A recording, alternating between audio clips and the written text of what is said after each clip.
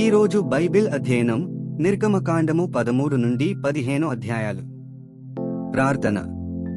తండ్రి, మేము మరొక రోజు అనుభవించినందుకు కృతజ్ఞతలు మరియు మీ మాటను అధ్యయనం చేస్తూ మీకు మరింత దగ్గరగా రావడానికి సహాయం చేయండి. ఆమేన్. నిర్గమకాండము 13వ అధ్యాయం. మరియు యెహోవా మోషేతో ఈలాగు సెలవిచ్చెను. ఇశ్రాయేలీయులలో మనుష్యుల యొక్కయు పశువుల యొక్కయు ప్రథమ సంతతి అనగా ప్రతి తొలిచూలు పిల్లను నాకు ప్రతిష్ఠించుము, అది నాదని చెప్పెను. మోషే ప్రజలతో నిట్లనెను, మీరు దాసగృహమైన ఐగుప్తు నుండి బయలుదేరి వచ్చిన దినమును జ్ఞాపకము చేసుకొనుడి. యెహోవా తన బాహుబలము చేత దానిలో నుండి మిమ్మును బయటికి రప్పించెను. పులిసిన దేదియు తినవద్దు. ఆబీబను నెలలో ఈ దినమందే మీరు బయలుదేరి వచ్చి తిరిగదా. యెహోవా నీకిచ్చెదనని నీ పితరులతో ప్రమాణము చేసినట్లు కనానీయులకు, హిత్తీయులకు, అమోరీయులకు, హివ్వీయులకు, యెబూసీయులకు నివాస స్థానమై యుండు. పాలుతేనెలు ప్రవహించు దేశమునకు నిన్ను రప్పించిన తరువాత నీవు ఈ ఆచారమును ఈ నెలలోనే జరుపుకొనవలెను. 7 దినములు నీవు పులియని రొట్టెలను తినవలెను. 7వ దినమున యెహోవా పండుగ ఆచరింపవలెను. పులియని వాటినే 7 దినములు తినవలెను. పులిసినదేదియు నీయొద్ద కనబడకూడదు.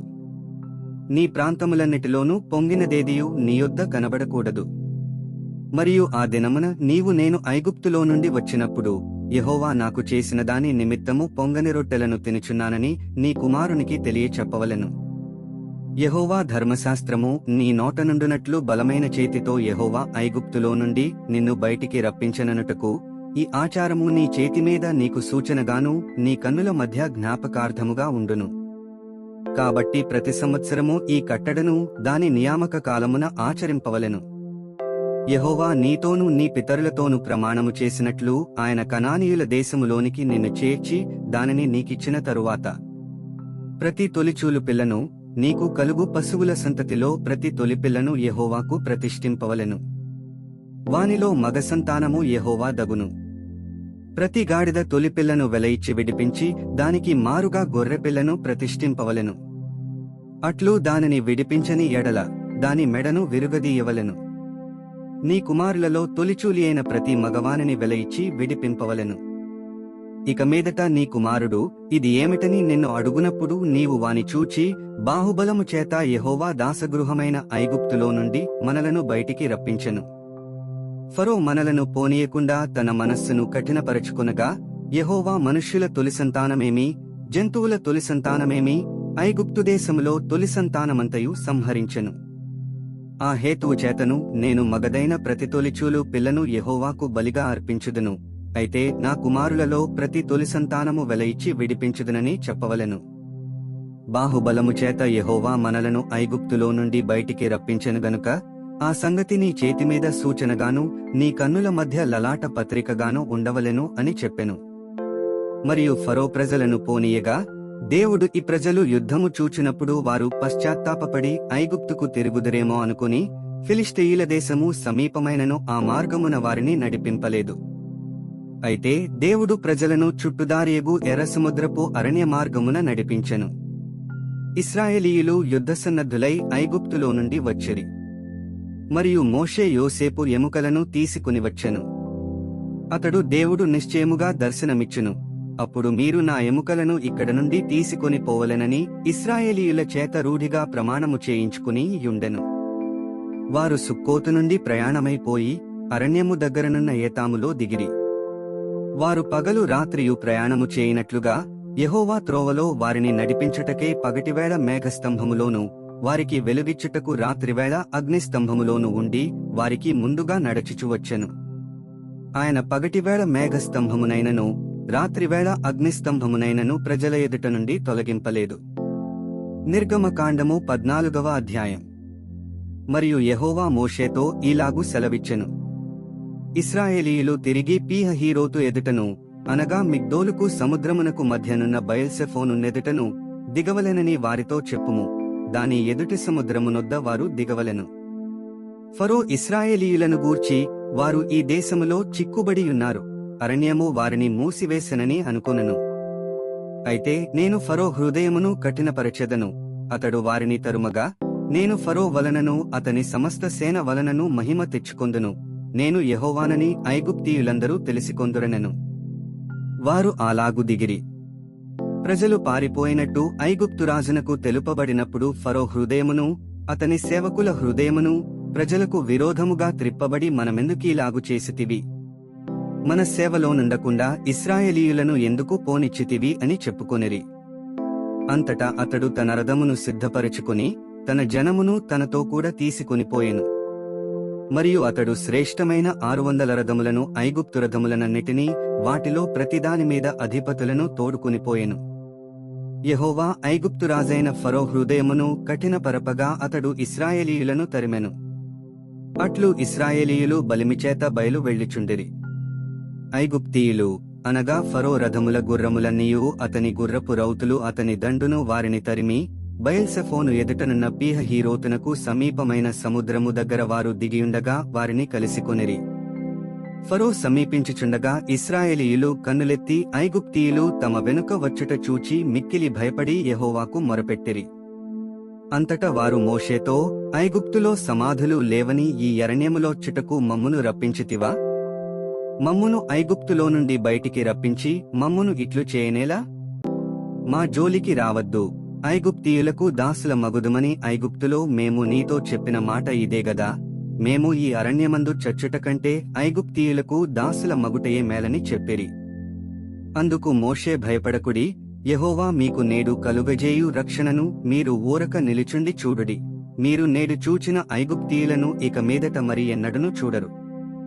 యెహోవా మీ పక్షమున యుద్ధము చేయును, మీరు ఊరకయే యుండవలెనని ప్రజలతో చెప్పెను. అంతలో యెహోవా మోషేతో, నీవేళ నాకు మొరపెట్టుచున్నావు? సాగిపోవుడి అని ఇశ్రాయేలీయులతో చెప్పుము. నీవు నీ కర్రను ఎత్తి ఆ సముద్రము వైపు నీ చేయి చాపి దాని పాయలుగా చేయుము. అప్పుడు ఇశ్రాయేలీయులు సముద్రము మధ్యను ఆరిన నేలమీద నడిచిపోవుదురు. ఇదిగో నేనే ఐగుప్తీయుల హృదయములను కఠినపరచుదును. వారు వీరిని తరుముదురు. నేను ఫరో వలనను అతని సమస్త సేన వలనను అతని రథముల వలనను అతని గుర్రపు రౌతుల వలనను నాకు మహిమ తెచ్చుకొందును. నేను ఫరో వలనను అతని రథముల వలనను అతని గుర్రపు రౌతుల వలనను మహిమ తెచ్చుకొనున్నప్పుడు నేను యెహోవానని ఐగుప్తీయులు తెలిసికొందురనెను. అప్పుడు ఇశ్రాయేలీయుల ఎదుట సమూహమునకు ముందుగా నడిచిన దేవదూత వారి వెనుకకు పోయి వారిని వెంబడించెను. ఆ మేఘస్తంభము వారి ఎదుట నుండి పోయి వారి వెనుక నిలిచెను. అది ఐగుప్తీయుల సేనకు ఇశ్రాయేలీయుల సేనకు నడుమ ప్రవేశించెను. అది మేఘము గనుక వారికి చీకటి కలిగెను గాని రాత్రి అది వీరికి వెలుగిచ్చెను గనుక ఆ రాత్రి అంతయు ఐగుప్తీయుల సేన ఇశ్రాయేలీయులకు సమీపింపలేదు. మోషే సముద్రము వైపు తన చేయి చాపగా యెహోవా ఆ రాత్రంతయు బలమైన తూర్పు గాలిచేత సముద్రమును తొలగించి దానిని ఆరిన నేలగా చేసెను. నీళ్లు విభజింపబడగా ఇశ్రాయేలీయులు సముద్రము మధ్యను ఆరిన నేల మీద నడిచిపోయిరి. ఆ నీళ్లు వారి కుడి ఎడమ ప్రక్కలను వారికి గోడవలె నుండెను. ఐగుప్తీయులను ఫరో గుర్రములను రథములను రౌతులను వారిని తరిమి సముద్ర మధ్యమున చేరిరి. అయితే వేకువజామున యెహోవా ఆ అగ్ని మేఘమయమైన స్తంభము నుండి ఐగుప్తీయుల దండువైపు చూచి ఐగుప్తీయుల దండును కలవరపరచి వారి రథచక్రములు ఊడిపడునట్లు చేయగా వారు బహు కష్టపడి తోలుచుండిరి. అప్పుడు ఐగుప్తీయులు ఇశ్రాయేలీయుల ఎదుట నుండి పారిపోదము రండి, యెహోవా వారి పక్షమున మనతో యుద్ధము చేయుచున్నాడని చెప్పుకొనిరి. అంతలో యెహోవా మోషేతో, ఐగుప్తీయుల మీదికిని వారి రథముల మీదికిని వారి రౌతుల మీదికిని నీళ్లు తిరిగి వచ్చినట్లు సముద్రము మీద నీ చెయ్యి చాపమనెను. మోషే సముద్రము మీద తన చెయ్యి చాపగా ప్రొద్దు పొడిచినప్పుడు సముద్రము అధిక బలముతో తిరిగి పోర్లెను గనుక ఐగుప్తీయులు అది చూచి వెనుకకు పారిపోయిరి. అప్పుడు యెహోవా సముద్రము మధ్యను ఐగుప్తీయులను నాశము చేసెను. నీళ్లు తిరిగి వచ్చి ఆ రథములను రౌతులను వారి వెనుక సముద్రములోనికి వచ్చిన ఫరో యొక్క సర్వసేనను కప్పివేసెను. వారిలో ఒక్కడైనను మిగిలియుండలేదు. అయితే ఇశ్రాయేలీయులు ఆరిన నేలను సముద్రము మధ్యనున్నప్పుడు ఆ నీళ్లు వారి కుడి ఎడమ ప్రక్కలను గోడవలె నుండెను. ఆ దినమున యెహోవా ఐగుప్తీయుల చేతిలో నుండి ఇశ్రాయేలీయులను రక్షించెను. ఇశ్రాయేలీయులు చచ్చిన ఐగుప్తీయులను సముద్ర తీరమున చూచిరి. యెహోవా ఐగుప్తీయులకు చేసిన గొప్ప కార్యమును ఇశ్రాయేలీయులు చూచిరి గనుక ఆ ప్రజలు యెహోవాకు భయపడి యెహోవాయందును ఆయన సేవకుడైన మోషేయందును నమ్మకముంచిరి. నిర్గమకాండము 15వ అధ్యాయం. అప్పుడు మోషేయు ఇశ్రాయేలీయులను యెహోవాను గూర్చి ఈ కీర్తన పాడిరి. యెహోవాను గూర్చి గానము చేసెదను, ఆయన మిగుల అతిశయించి జయించెను. గుర్రమును దాని రౌతును ఆయన సముద్రములో పడద్రోసెను. యెహోవాయే నా బలము, నా గానము, ఆయన నాకు రక్షణయు ఆయను. ఆయన నా దేవుడు, ఆయనను వర్ణించెదను. ఆయన నా పితరుల దేవుడు, ఆయన మహిమను తించెదను. యెహోవా యుద్ధశూరుడు, యెహోవా అని ఆయనకు పేరు. ఆయన ఫరో రథములను అతని సేనను సముద్రములో పడద్రోసెను.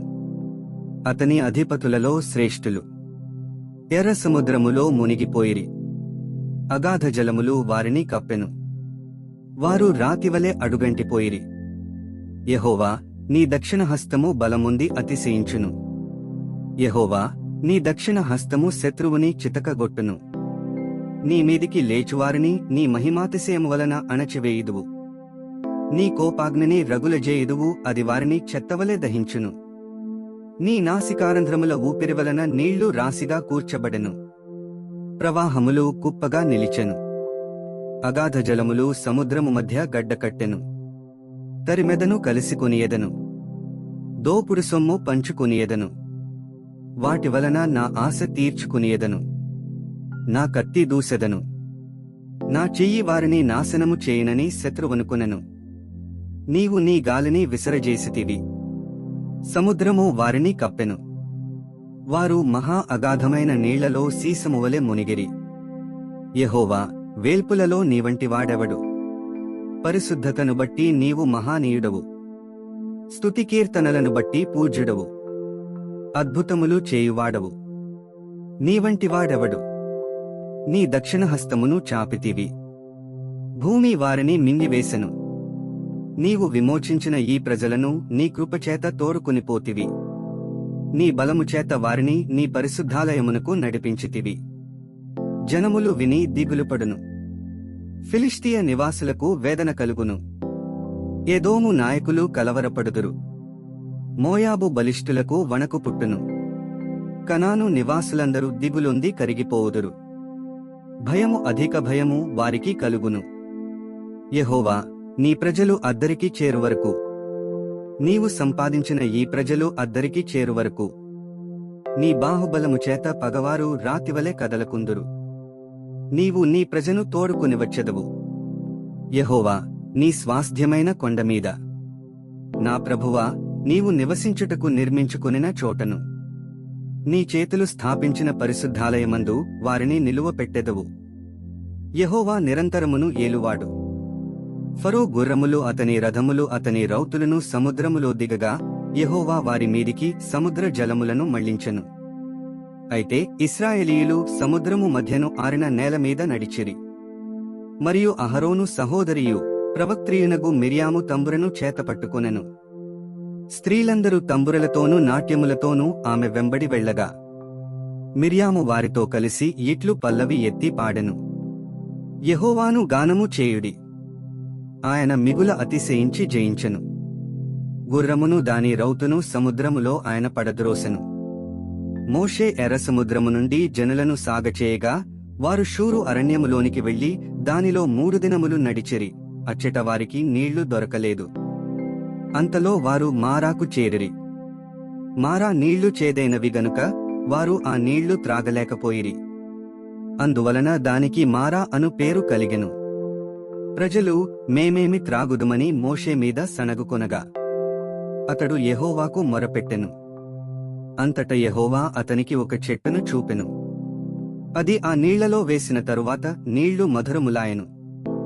అక్కడ ఆయన వారికి కట్టడను విధిని నిర్ణయించి అక్కడ వారిని పరీక్షించి, మీ దేవుడైన యెహోవా వాక్కును శ్రద్ధగా విని ఆయన దృష్టికి న్యాయమైనది చేసి ఆయన ఆజ్ఞలకు విధేయులై ఆయన కట్టడలన్నిటినీ అనుసరించి నడచిన ఎడల నేను ఐగుప్తీయులకు కలుగజేసిన రోగములలో ఏదియు మీకు రానియెను.